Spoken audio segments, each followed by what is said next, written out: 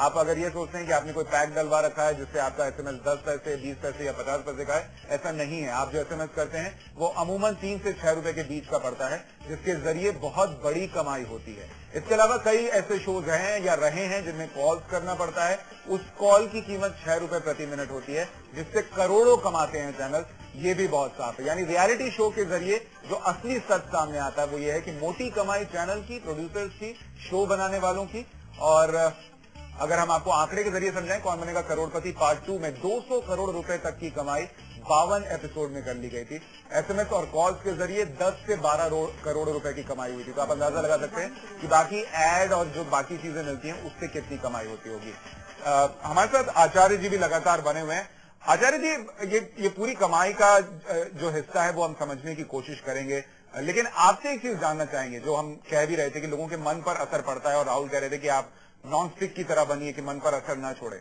आप खुद बहुत पूजा पाठ करते हैं, क्या कभी ऐसा हुआ कि पूजा पाठ करते हुए विघ्न आया, या दिमाग में ये बातें रहती हैं कि उस शो में क्या देखा या क्या दिखाया गया, ये चीजें दिन भर रहती हैं दिमाग में?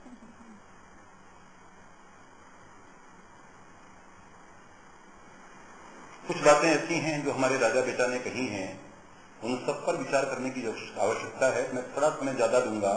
सबसे पहली बात तो यह है, इंटरनेशनल फॉर्मेट की बात हमारे राहुल जी ने कही है। इंटरनेशनल फॉर्मेट में ये जो मीडिया है या रियलिटी शो है, इनसे ज्यादा प्रभावशाली स्वाइन फ्लू है। इंटरनेशनल फॉर्मेट है, उसको क्यों रोका जा रहा है? बाहर का स्वाइन फ्लू अगर हमारे यहाँ आ रहा है तो ये ग्लोबलाइजेशन हो रहा है ना। विश्व एक छोटा सा ग्राम है और उस ग्राम में हमारी बीमारी, तुम्हारी बीमारी, तुम्हारी बीमारी, हमारी बीमारी, मिले सुर मेरा तुम्हारा तो सुर बने हमारा। हमारी बीमारी एक होनी चाहिए, हमारी विकृतियां एक होनी चाहिए। तो ये इंटरनेशनल फॉर्मेट नहीं है, ये इंटरनेशनल महामारी है और उसको हमारे यहाँ आने से रोका जाना चाहिए। रही बात मन की, एक तो अमृत मंथन की बात कही गई। अमृत मंथन में 14 रत्न निकले थे और 14 में 13 कल्याणकारी थे और एक विष था, और उस विष को जंगाराई नहीं होने दिया। भगवान शंकर ने उठा करके अपने गले में उसको सुखा लिया। अगर वो ओपन हो जाता तो आज न राहुल महाजन होते, न आचार्य धर्मेंद्र होते, न टीवी सीरियल होते। राहुल, आप कुछ कहना चाहेंगे? जहर जो है वो ओपन करने योग्य ये समुद्र, पहली बात है भगवान शंकर कहते हैं कि उसको पचाओ। जी राहुल बोले, वो आपकी पूरी बात है। समुद्र मंथन था पहले, अमृत मंथन था। मन गंदा है और गंगा पवित्र है और इसलिए जी राहुल बोले। समुद्र मंथन था जिसमें जरूर भगवान शिव जी ने जहर पिया, उसलिए उनका कलर भी नीला हो गया, रंग नीला हो गया। मगर ये अमृत मंथन समुद्र मंथन था। समाज का समुद्र मंथन हो रहा है, इसमें कोई गलत बात नहीं है। और मेरे ख्याल से अपनी भारतीय संस्कृति हजारों साल पुरानी संस्कृति है। कुछ टेलीविजन शो अगर इसको खराब नहीं कर सकते, इससे डरने की बिल्कुल जरूरत नहीं है। हजारों साल और भी चलेगी। तो कुछ शो अगर इतनी कमजोर भी नहीं है कि कुछ शो आके इसको बिगाड़ के जाए, और इतनी कमजोर होगी तो उसकी टेस्ट भी हो जाए आज।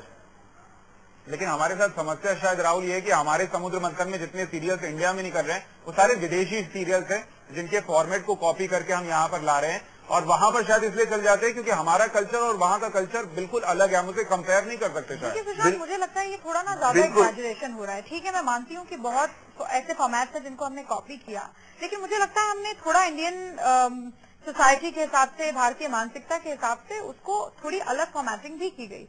अब अगर आप बिग ब्रदर की ही बात करें, वहां पर आप पाएंगे कि टॉयलेट्स में भी कैमरास लगे हुए थे, जो कि मुझे लगता है बिग बॉस में खास तौर से मना किया गया कि इस तरीके से कुछ भी नहीं होगा, क्योंकि हमारे यहाँ कोई भी सेलिब्रिटी ऐसा नहीं होगा जो ये मान ले कि भाई आप टॉयलेट्स में भी कैमरा लगाइए, और ये हो सकता है कि घर में दिखाने के लायक झरने के नीचे नहाते हुए भी लोग नजर आ रहे हैं। अब क्या करें? नहीं, देखिए, टॉयलेट में नहाना और झरने के नीचे नहाना, उसमें थोड़ा कुछ अंतर है, और वो अंतर आप भी जानते हैं, मैं भी जानती हूँ। लेकिन मेरा कहने का ये तात्पर्य है कि हर चीज को, सिक्के के दो पहलू हमेशा होते हैं।